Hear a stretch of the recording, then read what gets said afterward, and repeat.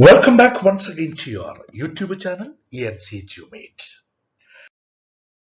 So we have completed the poem Sunrise on the Hills, W.H. Longfellow. Here in this episode, we are going for the important activities. Activity 1, read and respond. So we go for the first question. Look at the expressions heaven's wide arch and return march. What does the poet describe here? What else does it remind you of? These two expressions, heaven's wide arch and return march. The poet describes the sky, heaven's wide arch sky, and return march, the sunrise. The return march of the sunrise. It reminds me of a king returning after a long absence, or even the poet's own returning to life in the morning after the night's sleep. That is all. So we are also sleeping just like the sun. When the sun rises, when the sun returns, we are also returning to our life. That's all. Comment on the expression soft gales. Soft gales here, the poet using as early morning breeze, wind. Early morning breeze, gentle wind. That is what is called an early morning breeze. What makes the glory of the clouds fade? You see, the clouds were having a glorious look in the description of the nature. So what makes the glory of the clouds fade, disappearing? Fade means disappearing. The rising sun makes the glory of the clouds fade. That's all. When the sun rays are falling, the mist means the snow melts away and the clouds are disappearing and the glory fades, disappear. What are the clouds compared to? The clouds are compared to the army defeated in battle. The clouds are compared to the army defeated in battle. And those clouds are ready to flee, run away from the conqueror. Who is the conqueror? Conqueror is the sun rays or the sun. When the sun rays are falling into the ground, the clouds are just like a defeated army in the battle. They are ready to run away from the conqueror. Next question, what picture of the valley is unveiled, is revealed to you, exposed to you, shown to you? Unveiled. Unveiled means remove the cover, which is shown to you, which you can see. The valley is rich. The water that flows in the river gets darkened at times by the shade of the forest. But in the cascade here means waterfalls. The falling, the moving water, it glistens, it shines. The bittern is a bird, is flying upward spirally, making noise as the dawn is softly and smoothly turning into morning. That is all. Turning into morning. Then sixth one, how does the valley respond to the rising sun? You see, now description of the sunrise. And how does the valley respond to the rising sun? The valley responds to the rising sun in a lively manner. There is a full of spirit and enthusiasm, lively manner. The water in the river is dashing down, and the currents whirl and flash. Currents whirl and flash. So that is an example of onomatopoeia. Onomatopoeia. The trees of the forest are bending as if to touch the water, and the silver sands of the beach of the lake. That is another fine description, picturization of nature. The valley is filled with the echoing noises of the wild horn and screeching owl birds sound. Thin smoke is rising from the huts of the valley dwellers through the thick-leaved branches as they are preparing their morning meals. The next question: what message does the poet convey? The last stanza of the poem, Sunrise on the Hills, is giving a fine message. Let us see what is the message that the poet conveys. The poet conveys that if people are tired and troubled with the problems and sorrows, and if they want to forget them, and if the people want to read a book that will prevent their heart from losing hope and make their soul up with optimism. See, there is a very important thing. You see, there are many people who are having the habit of reading. Actually, they resort to book, or they start reading books because they wanted to prevent or exempt it from losing the hope and making their soul up with the optimism. That is a fine habit. And also the point says that if you are worried and tired with the problems and sorrows, and if you want to try to forget those problems, you may go to forest. Such people may go to forest. They may go to forest and hills. The sweet look, because the nature wears a sweet and fantastic and excellent and beautiful look, which cannot be dimmed by tears of any kind. Yea, no sorrow in the world can dim the sweet look the nature wears. That is why the poet is telling the modern men who are troubled with raising against amazing the pompous and luxury of life, asking them, please go to forest and hills. The next question: are all the three stanzas are of equal length? Why do you think the last stanza is short when compared to the previous stanzas? So when we analyze the full poem having three stanzas are not of the same length. The three stanzas are of not equal length. The first stanza has 18 lines, the second stanza 12 lines, and the third only 6 lines.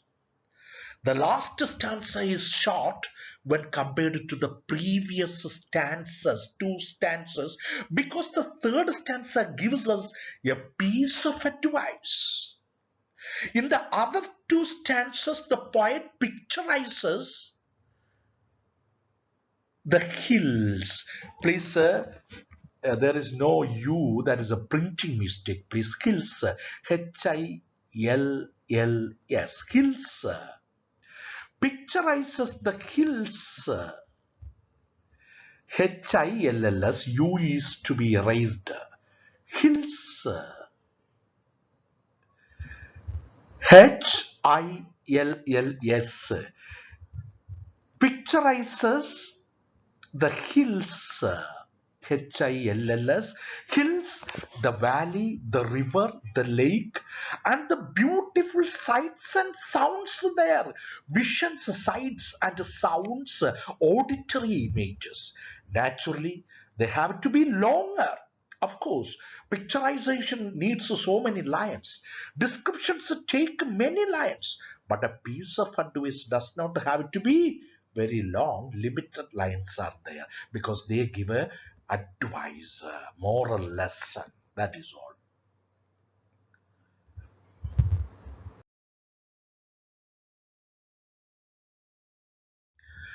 Activity 2: read and reflect. Comment on the musical quality of the poem. The poem is lyrical in quality, as the poem is highly musical. The rhyming couplets: arch, march, it, rhyming couplet. Couplet means 2 elements.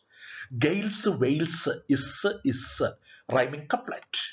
Light, hate, it, rhyming couplet, two elements, give a highly melodious quality to the poem. So that is, rhyming couplet is giving highly melodious quality, musical quality to the poem. The poem has a fine rhythm, a stressed and unstressed syllables alternate regularly. And there is, you see, stressed and stressed. So arch, march, gales, wails, stressed and stressed, light, stress, height, and stressed. There is alliteration that adds to the musical quality. Examples of alliteration. Alliteration is the repetition of the same consonant sound. Blasted bear, b, b. B is a consonant sound, repeating. That is an example of alliteration. Blasted bear, b, b. Faint far, f, f. F is a consonant sound that is repeated. Faint, far, f. Sudden, short, yes, consonant sound, repeated. Sudden, short. So, repetition of the same consonant sound is called an example of alliteration. From, fainting, from, f, consonant. There are also many instances, examples of assonance. Assonance which make the poem sound sweet. Assonance means repetition of the same vowel sounds. A, E, I, O, U. So repetition, you can find out the examples from the poem. The poem gives a smoothing effect as it is so soft and sweet to the ear. So identify the simples in the poem. So when we read the poem, we will identify there are so many word picture simples. There are many symbols in the poem. Heaven's wide arch, sky, that picture we can see. Returning march, soft gales kissing the sun-clad vales. Sun-covered valleys are kissed by soft gales. Horse in battles overthrown, the enemies were defeated in the battle. Shattered lands, destroyed weapons. Pine blasted bare and cleft, the veil of cloud, woods bending with the silent reach. So these are the symbols we can find in the poem. How does figurative language, figures of speech like the simile, make the poem effective? Let us see. H. Longfellow, the poet, has used many figures of speech to make his poem effective. Actually, the poet uses various types of figures of speech like metaphor, simile, alliteration, assonance, onomatopoeia, personification. So all these are to make the poem very effective. His figurative language includes simile, metaphor, personification, onomatopoeia. He speaks of the clouds losing their glory, like a horse in battle overthrown. Like a horse in battle overthrown. You see, starting with the like or as, yes, they are the examples of simile. This is a fine simile. There are excellent personifications. That means lifeless things are given the qualities of a liveful things. The sun's returning march. Sun is like a man marching back to its place. Soft gales, you see, morning breeze, soft gentle wind went forth to kiss the sun-clad vales. The wind is going to kiss the sun-covered valleys, just like a human being's activity. Example of personification. Metaphors can be seen in pinnacles thrusting up shattered lances. Very good comparison. And the dark pine blasted bare and cleft. The dark pine blasted bare and cleft. Very good example of metaphor. Then there is a superb onomatopoeia. What is onomatopoeia? Onomatopoeia is the formation of a word from a sound associated with what is named. For example, snake. Snake sound is s. So we made a word hissing. H-I-S-S-I-N-G, hissing. Like that in the water, there is a current. Current is the whirl and flash of currents. Flash of currents. That is whirl and flash of current. The same sound is made by such currents in the rivers. That is why we call it as whirl and flash of current. This is an example of onomatopoeia. I hope you have benefited. Please, you share to your friends and be in touch with the ENC Edumate and try to be the top scorer. We will come with the critical appreciation of the poem in the next class. Then we will go for the trip of Loyola, Guy de Maupassant's story, especially based on French culture and language. Thank you very much.